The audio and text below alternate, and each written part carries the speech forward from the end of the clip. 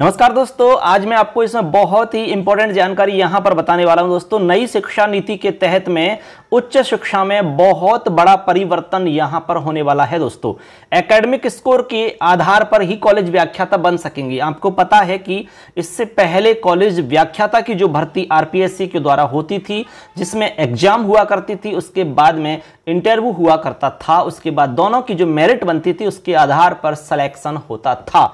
अब दोस्तों, आने वाले टाइम में जो भी भर्ती होगी आपकी कॉलेज व्याख्याता वाली, वो बिना एग्जाम के, बिना इंटरव्यू के आधार पर होगी। अब आप सोच रहे होंगे कि किस आधार पे होगी।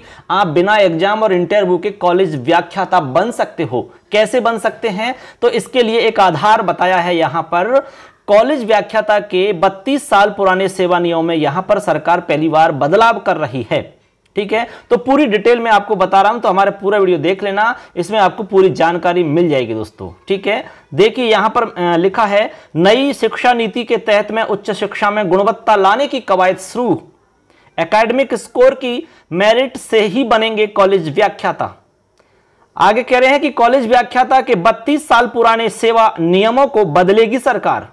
यूजीसी 2018 अधिनियम लागू होगा। परीक्षा और एकेडमिक स्कोर की मेरिट बनेगी। यानी कि यहां पर स्पष्ट हो चुका है कि एकेडमिक स्कोर की मेरिट बनेगी आपकी, और यूजीसी 2018 जो अधिनियम है उसको लागू किया जाएगा। आपको हम बता दें दोस्तों कि ये जो अधिनियम है ये बहुत सारे राज्यों में अभी वर्तमान में लागू है, जैसे कि उत्तराखंड है, दिल्ली है, बिहार है, पश्चिम बंगाल है, ओडिशा है। ये नियम वहां पर लागू किया हुआ है। वहां बिना परीक्षा के टेबल 3B के तहत ही कॉलेज व्याख्याताओं का सिलेक्शन होता है।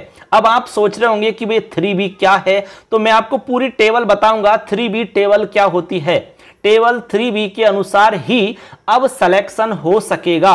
कुल मिलाके इसमें यही न्यूज है। तो यहां पर सबसे इंपॉर्टेंट यह है कि हमें यह जानना है कि टेबल 3B क्या है, जिसके आधार पर आने वाले टाइम में कॉलेज व्याख्याता की भर्ती होगी। सिलेक्शन उसी आधार से होगा, एग्जाम नहीं होगी, साक्षात्कार नहीं होगा। लेकिन एग्जाम के लिए अभी सरकार इस बारे में विचार विमर्श कर रही है। 100% इसको हम नहीं कह सकते कि एग्जाम नहीं होगी, लेकिन यहां पर 99% कहा जा सकता है कि सरकार एग्जाम नहीं करवाएगी। लेकिन फिर भी सरकार परीक्षा के बारे में निर्णय ले सकती है अभी भी, यानी कि इस मैटर पे अभी स्पष्ट नहीं कह सकते। यहां पर थोड़ा सा संशय बना हुआ है, परीक्षा हो भी सकती है। यदि परीक्षा होती है तो एकेडमिक स्कोर प्लस परीक्षा के आधार पर सिलेक्शन होगा, उसमें इंटरव्यू नहीं होगा।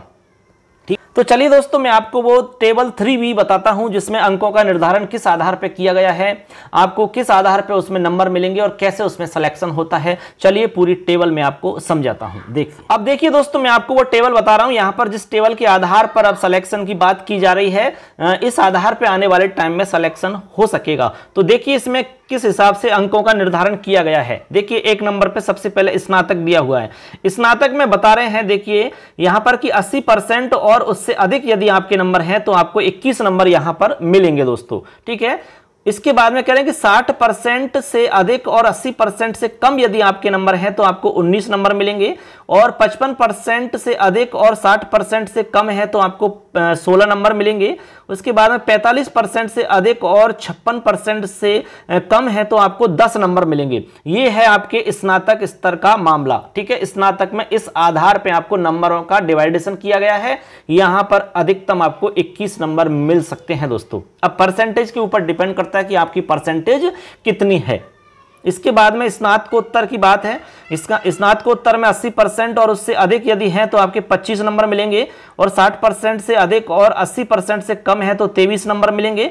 55% जाति, अनुसूचित जाति, अन्य पिछड़ा वर्ग, शारीरिक निःशक्त अभ्यर्थियों मामले में 50%। ठीक है, और अधिक 80% से कम है तो आपको यहां पर 20 नंबर दिए जाते हैं। ठीक है, इसके बाद में है एमफिल। यदि कोई कर रखा है एमफिल तो 60% और उससे अधिक यदि हैं आपके तो 7 नंबर मिलेंगे। 55% से अधिक और 60% से कम है तो आपको 5 नंबर यहां पर दिए जाएंगे। आपने यदि पीएचडी कर रखी है तो आपको 25 नंबर मिलेंगे। जेआरएफ सहित नेट हैं आप तो आपको यहां पर 10 नंबर मिलेंगे। केवल नेट हैं आप तो आपको केवल 8 नंबर मिलेंगे यहां पर। और एसएलईटी यानी कि सेट है तो आपके 5 नंबर यहां पर मिलने वाले हैं। इसके बाद में शोध प्रकाशन हुआ है सहकर्मी द्वारा समीक्षित अथवा विश्वविद्यालय अनुदान आयोग द्वारा सूचीबद्ध जर्नल में प्रकाशित प्रत्येक शोध प्रकाशन हेतु 2 अंक मिलेंगे, यहां पर अधिकतम 6 अंक यहां मिल सकते हैं। इसके बाद में कह रहे हैं कि शिक्षण या पोस्ट डॉक्टोरल अनुभव प्रत्येक 1 वर्ष के लिए 2 अंक हैं तो अधिकतम 10 नंबर यहां मिलेंगे। उसके बाद में पुरस्कार के लिए भी है अंतरराष्ट्रीय राष्ट्रीय स्तर पर, ठीक है, अंतरराष्ट्रीय संगठनों, भारत सरकार द्वारा मान्यता प्राप्त राष्ट्रीय स्तर के निकायों द्वारा दिए गए पुरस्कार जो हैं वहां पर 3 नंबर फिक्स किए गए हैं। राज्य स्तरीय पुरस्कार यदि आपको मिला है तो आपको 2 नंबर यहां पर मिलेंगे दोस्तों। तो इस तरह से यहां पर नंबरों का डिवाइडेशन किया गया है। तो इस तरह से दोस्तों आपने देखा कि ये वो टेबल है जिसके आधार पर आने वाले टाइम में कॉलेज व्याख्याता का चयन हो सके। तो इस तरह से दोस्तों अभी हमने आपको बताई थी कि टेबल 3B क्या है, टेबल 3B में किस तरह से अंकों का निर्धारण किया जाता है, वो मैंने पूरी जानकारी आपको बताई। यहां पर कह रहे हैं कि परीक्षा का सरकार ले सकती है निर्णय, अभी तक कंफर्म हुआ नहीं है। यूजीसी 2018 अधिनियम में कॉलेज व्याख्याता पद के लिए परीक्षा का प्रावधान नहीं है, इसमें साफ कहा गया है कि परीक्षा इसमें नहीं होगी, कोई प्रावधान नहीं है। सिर्फ टेबल 3B के आधार पर मेरिट तैयार होती है। अगर सरकार परीक्षा कराती है तो एकेडमिक स्कोर और परीक्षा के अंकों के आधार पर मेरिट तैयार होगी। उत्तराखंड, दिल्ली, बिहार, पश्चिम बंगाल, ओडिशा में यूजीसी ने अधिनियम 2018 लागू कर दिए हैं। यहां बिना परीक्षा टेबल 3B के तहत ही कॉलेज व्याख्याताओं का चयन किया जा रहा है। यहां पर इंटरव्यू का भी जिक्र कहीं पर भी नहीं है। तो इस तरह से आप यहां पर समझ सकते हैं कि क्या आधार रहेगा। विद्या संबलन योजना में लागू है यूजीसी एक्ट। ये जो एक्ट की हम बात कर रहे हैं, ये विद्या संबलन में जो अभी लग रहे हैं वो इसी आधार पर लगाए जाते हैं दोस्तों, ठीक है। तो यहां पर सरकार विद्या संबलन योजना के तहत में कॉलेजों में अस्थायी व्याख्याता लगा रही है। इनकी नियुक्ति यूजीसी 2018 अधिनियम के तहत की जा रही है। जो अभी हम बात कर रहे हैं उसी के अनुसार यहां पर उनकी नियुक्ति होती है।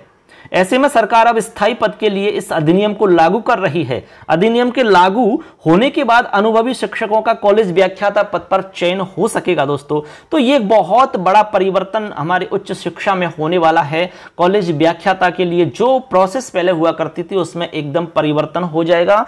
अब देखिए यहां पर जो आपके मार्क्स जैसे अच्छे हैं, तो दोस्तों यहां पर कुल मिला के ये है कि जिनके मार्क्स कॉलेज में अच्छे हैं, ठीक है, और आपकी पीएचडी वगैरह हो रखी है, एमफिल वगैरह आपने कर रखी है, तो आपको निश्चित रूप से इसमें फ़ायदा मिल सकेगा। बाकी लोगों को इसमें फ़ायदा किसी भी तरह से नहीं दिख रहा है। जो टेबल हमने देखी उसके आधार पर उसमें आप देख रहे हैं कि भाई 25 नंबर मिल रहे हैं पीएचडी इत्यादि के लिए। तो आपने पीएचडी कर रखी है तो आपको इसमें प्लस पॉइंट है, नहीं कर रखी है तो उसके लिए देखिए कितना वो पीछे चला जाएगा। तो इस तरह से इसमें पूरी डिटेल हमने आपको बताई है कि किस तरह कॉलेज व्याख्याता की भर्ती आने वाले टाइम में हो सकती है दोस्तों। धन्यवाद।